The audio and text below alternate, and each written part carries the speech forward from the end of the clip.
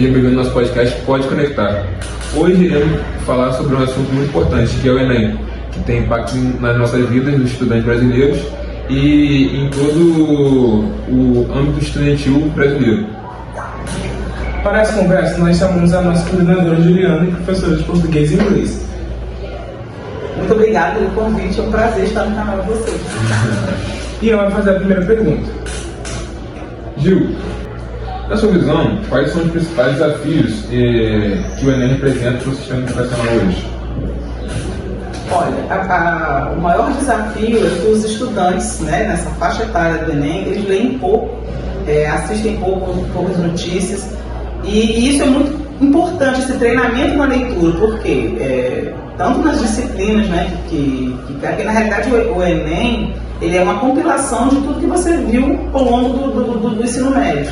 Então, o ideal era que eles começassem a se preparar desde o primeiro ano do ensino médio para fazer essa prova. Não é questão de conteúdos impossíveis, não. É questão, a maior parte da assimilação da prova é a interpretação de texto, em qualquer disciplina. Se você entende o que está pedindo na questão, fica muito mais fácil para escrever. E o nosso desafio é fazer esses estudantes lerem mais, estudarem cada dia, não acumular o estudo para a véspera de prova, como é a cultura dessa geração, de estudar na véspera da prova. Então o Enem é um tipo de prova que você pode estudar na véspera. Você tem que se preparando ao longo do seu ensino médio para você preparar para essa prova, E a redação é uma questão, vou puxar agora a sardinha, a brasa para minha sardinha, português. A redação é uma pontuação importante, nessa prova do Enem. Então, para você fazer uma boa redação, o que você tem que fazer? Primeiro, ler muito. E depois treinar a escrita do texto. Não é que esse tipo de texto que cai no Enem seja um texto muito difícil. Não, muito pelo contrário, é um texto mais fácil para se corrigir. Então, existe uma receita de uma estrutura. Se você fizer bem essa receita e tiver conteúdo para colocar de acordo com o tema, você tem chances de sucesso nesse. Então, eu acho que o maior desafio que o sistema de educação tem, principalmente na escola pública, é preparar esse aluno, tanto de conhecimento como psicologicamente, para fazer esse tipo de prova. Mas hoje você acha que o sistema educacional tem capacidade para formar alunos prontos para fazer uma prova do Enem, para tirar notas boas para o sistema educacional público, no caso, que é o nosso? Eu acho assim, no geral você vai dizer que não, mas eu acho assim, vou puxar de novo a brasa para a sardinha, A nossa escola, a gente está procurando fazer isso, estimular os professores a trabalhar com questões possíveis de cair no Enem, ou que já caíram no Enem, temas de redação que já foram contemplados, ou que podem ser contemplados na prova do Enem. Por quê? É criar o hábito desse tipo de prova, que, na minha opinião, o Enem é mais uma prova de resistência física do que de conteúdo. Então, você entender como se faz uma prova de concurso. Vou primeiro para as questões que eu tenho mais facilidade, que eu tenho mais conhecimento, e vou deixando as outras que eu tenho mais dificuldade para depois. Porque numa prova de resistência, isso vale a pena. Você não vai pegar uma questão que você sabe que você vai ter mais trabalho para deixar por último. Aos meus alunos eu falo, por exemplo, dia de prova de linguagem, faz primeiro a redação, porque é difícil você fazer uma redação com a cabeça já cheia de questões que você teve dificuldade de fazer. Então, existem estratégias também para fazer a prova. Uma pergunta. A tecnologia ajudou muito, ajuda muito na preparação do Enem em muitos alunos. Você acha que isso pode atrapalhar ou foi uma melhora? Eu acho que a tecnologia é uma grande ajuda em qualquer área, E eu sempre falo, o Estado criou uma plataforma com aulas digitais, livros digitais, para ajudar na preparação do Enem. E a gente tem o próprio YouTube, Você tem como achar aquele conteúdo dentro do YouTube com o professor e, de repente, você vai assimilar melhor a questão. Então, o problema da tecnologia é quando o aluno não sabe, o estudante não sabe recorrer da forma correta. Eu sempre brinco com meus alunos que eles são fofoqueiros digitais, porque eles usam a internet para entrar nas redes sociais, para ver a vida dos outros. E quando que a gente tem esse mundo maravilhoso da internet, para buscar conhecimento em qualquer área, né? Então eu acho que a tecnologia ajuda muito, sim, se você souber onde procurar. Além do conteúdo da própria matéria do Enem, o aluno sofre muito pela pressão psicológica, emocional, que a gente faz um concurso.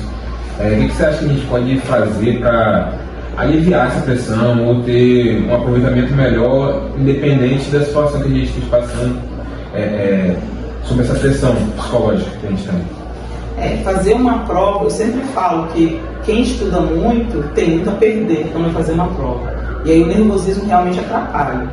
O que a gente pode fazer, né, como instituição de ensino, é fazer um treinamento, que é literalmente isso, um treinamento, né? Os simulados do Enem que os alunos fazem, né, ao longo do ensino médio, principalmente no segundo e terceiro ano, são preparatórios para essa maratona que é a prova do Enem, né? Você fica lá 5 horas fazendo uma prova, não é fácil para ninguém. Então, a gente tem que realmente treinar esse momento e também não levar tão a sério. Eu acho que na escola eu sempre falo assim para eles, quando eu vou dar alguma matéria, né, em português, vocês já sabem isso, vocês só não lembram que vocês sabem, ou vocês não têm a consciência de que vocês sabem, mas isso já foi dado, já foi visto ao longo do fundamental e ao longo do ensino médio. Então a gente fazer um exercício mesmo de tranquilidade, de buscar paz e de ter aquela confiança. Eu sei, eu posso me atrapalhar às vezes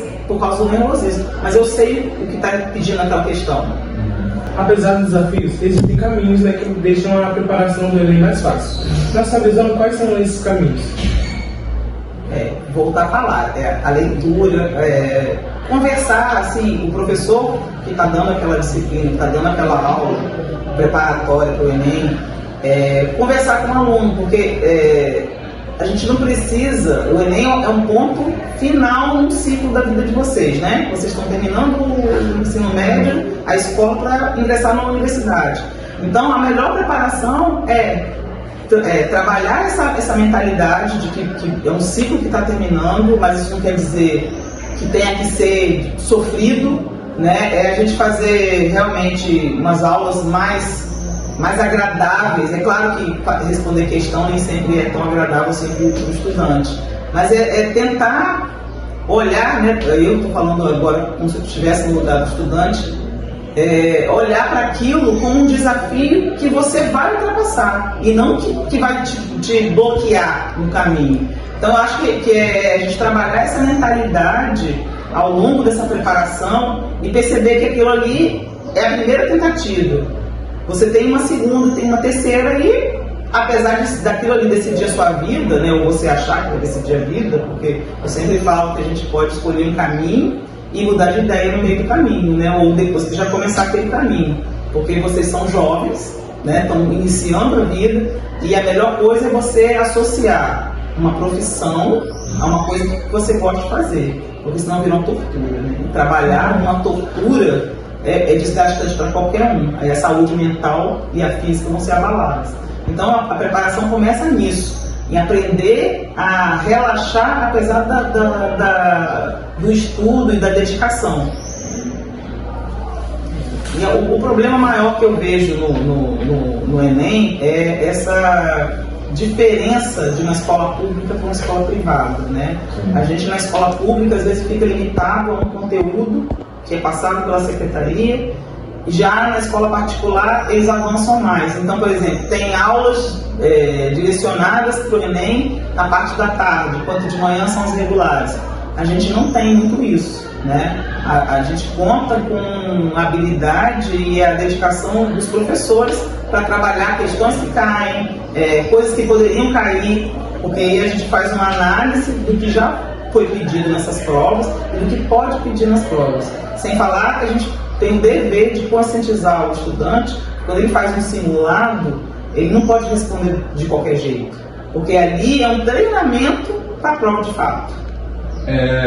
Você está falando da desigualdade sobre a escola pública particular. Você acha que hoje a escola pública teve algum tipo de avanço em relação ao Enem, a conseguir passar mais matéria para capacitar essas pessoas? Então, eu acho que, no caso nosso, né, do Estado do Rio, a criação dessas plataformas que disponibilizam materiais, livros digitais, aulas digitais também online, é um grande facilitador. Mas a gente tem ainda que romper com aquela cultura do aluno, né, principalmente o aluno da escola pública, de que ele estuda para passar ou ele faz o suficiente para ele passar. E a gente sabe que em qualquer prova, né, tanto faz seja o Enem, seja um concurso público, se você não for o melhor, você não tem garantia de vaga. Então, a gente tem que mudar um pouco essa mentalidade do aluno da escola pública. Tem que ter uma dedicação. Sim, ele tem que ter uma ambição de que eu quero ser o melhor. Porque não é questão de querer esnobar os outros nem nada. É questão de se você faz um concurso público e tem lá 2 vagas, se você não for o melhor, você não entra. Né? E aí, de repente, você vai fazer o Enem, você quer uma vaga na universidade pública, né? E aí tem poucas vagas naquele curso seu. E aí, se você não for o melhor, você não tem garantia que você vai conseguir, que você vai entrar. Juliana, a gente agradece muito a sua presença. Muito obrigado por aceitar nosso convite. Além da coordenadora pedagógica que você é quase uma mãe para todos os alunos aqui da escola, apoia a gente, tem muito cuidado, muito carinho. E é isso. Eu que agradeço o convite, né? Sempre que quiserem, que eu puder vir responder os questionamentos de vocês, eu virei. E em relação a isso, eu tenho a profissão que eu realmente amo, né? Que me realizo. Eu sou professora porque eu gosto de aluno, né? Então, estar com vocês é uma fonte de felicidade também. Obrigada pelo convite. E é isso, galera. Acabou de encerrar mais um episódio. Se inscreva no canal, ative o sininho e compartilhe para todos os seus amigos. Tchau!